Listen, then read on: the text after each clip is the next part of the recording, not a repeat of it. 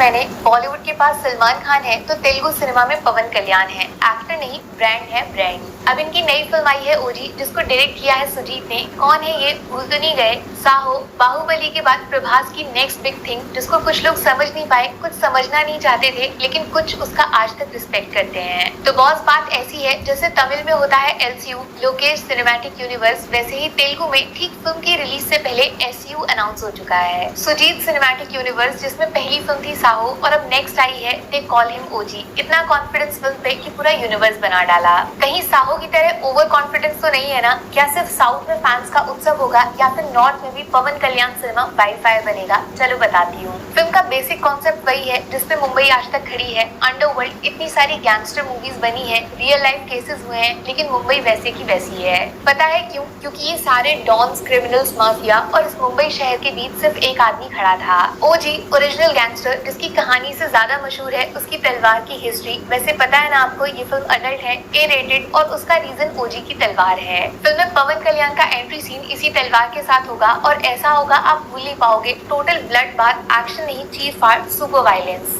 Short में समझ जाओ, मुंबई के जंगल का टाइगर है ओजी, क्योंकि इसके जैसा शिकार कोई नहीं करता। बट क्या होगा जब इस जंगल में शेर आएगा? टाइगर वर्सेस लायन, सुना है कभी? कौन जीतेगा, सोचा है कभी? चलो दिखाती हूँ। ओमी, नाम छोटा, साउंड बहुत बड़ा और कांड उससे भी बड़ा किया है इन्होंने। मुंबई का वो समंदर जिसमें ओजी का डर बहता था, उसमें ओमी ने खून मिला दिया है। ओमी का फंडा सिंपल है, तलवार का जमाना गया, अब बारी गन्स की है। ओजी पुराना लेकिन ओमी नया है। मुंबई शहर इस विलन की एंट्री से हिल गया है। लेकिन किसी ने सोचा ओमी इंडिया आया क्यों, वो भी मुंबई ही क्यों? इस सवाल का जवाब ही पूरे 2.5 घंटे आपको ओजी के पास्ट, प्रेजेंट, फ्यूचर तीनों से मिल जाएगा, जहाँ पे एक ऐसा जबरदस्त जापान कनेक्शन छुपा है जो ओजी को देसी नहीं विदेशी लेकर जाएगा। ये मान लो रॉकी भाई अगर इंडिया के सीईओ है तो ओजी पूरे यूनिवर्स का बाप है। मासी फिल्म है, एक्शन खूब सारा मिलेगा, लेकिन एक्शन के पीछे इमोशन छुपा रखा है। इस अंडरवर्ल्ड माफिया के अंदर सीक्रेट फैमिली परिवार घुसा रखा है। थोड़ा बहुत पॉलिटिक्स भी है, पुलिस का इविल साइड दिखाया है, एक रिवेंज का एंगल भी डाला है, तो दूसरी तरफ 2-3 ट्विस्ट डाल के इमोशनल ड्रामा भी क्रिएट किया है। साफ साफ बताऊं, ओजी के रिव्यू 2 टाइप के हो सकते हैं। पहला, फैंस के लिए शायद ये 2.5 घंटे बहुत इमोशनल होंगे, उनकी लाइफ में सबसे बेस्ट होंगे। इससे बड़ा शायद उनके स्टार को कोई स्क्रीन पे प्रेजेंट ही नहीं कर सकता। डायरेक्टर सुजीत ने फैन सर्विस में नया वर्ल्ड रिकॉर्ड बना दिया है। पवन कल्याण का स्क्रीन प्रेजेंस लिटरली आग के तूफान जैसा है और वही दिखाया भी जाता है फिल्म के इंटरवल से ठीक पहले। फायर स्टॉप, जब ये शब्द लिखा देखा तो उसको फील भी किया। लिटरली थिएटर को स्टेडियम बनते देखा है मैंने। एकदम यूनिक, डिफरेंट, अलग ही लेवल का इंटरवल बनाया है। जबरदस्त मार काट के बीच एक एक्टर का ऐसा सेलिब्रेशन, आप चाहे तेलुगु हो या हिंदी, रोंगटे खड़े हो जाएंगे। कुछ पुरानी मूवीज के रेफरेंसेस हैं, फैंस के लिए आइकॉनिक मोमेंट्स को रिक्रिएट किया है, जिससे दूसरी इंडस्ट्री की ऑडियंस कनेक्ट नहीं करेगी, बट तेलुगु फैंस की लाइफ बन जाएगी। लेकिन इंटरवल के बाद वही सेम चीज रिपीट होती है जिसने साहो को डुबाया था। फैंस को मजा आएगा, लेकिन न्यूट्रल ऑडियंस थोड़ा सा कंफ्यूज हो जाएगा। एक्चुअली में फिल्म की स्टोरी उतनी खास नहीं है जितना स्पेशल इसका प्रेजेंटेशन है। वैसे तो बहुत सारे कैरेक्टर्स दिखाए जिनमें एक्टर्स भी तगड़े कास्ट किए हैं, बट 99% फोकस फिल्म का पवन कल्याण पे ही रहता है, जिस वजह से बाकी कैरेक्टर्स कॉम्प्रोमाइज हो जाएंगे, जो एज टोटल फिल्म की स्टोरी को खास से मामूली बनाएंगे।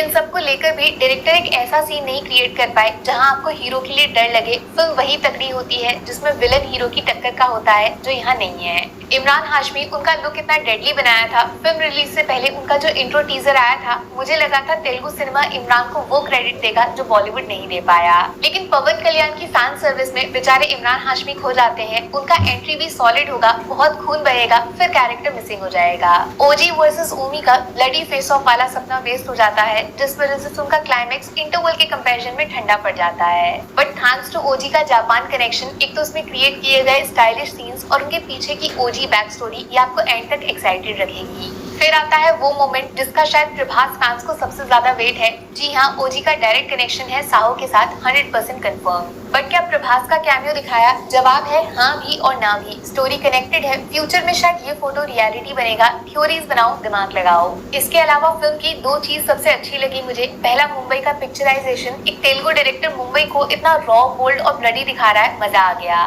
दूसरा, फिल्म का बैकग्राउंड म्यूजिक लिटरली एक 10 on 10 सीन को 100 बना दिया। ओजी का वीडियो और थमन का ऑडियो सच में इंटरनेशनल वाइब देते हैं। रप्पा रप्पा याद है ना? वैसा ही पीक सिनेमा एक्सपीरियंस आता है जब सुजीत का प्रेजेंटेशन पवन कल्याण का स्क्रीन प्रेजेंस और थमन का म्यूजिक आपस में जुड़ जाता है। तो बॉस फिल्म को 5 में से 3 स्टार्स मिलेंगे। इंटरवल ब्लॉक, जापान कनेक्शन और तलवार के साथ पवन कल्याण, रप्पा रप्पा के भी पप्पा।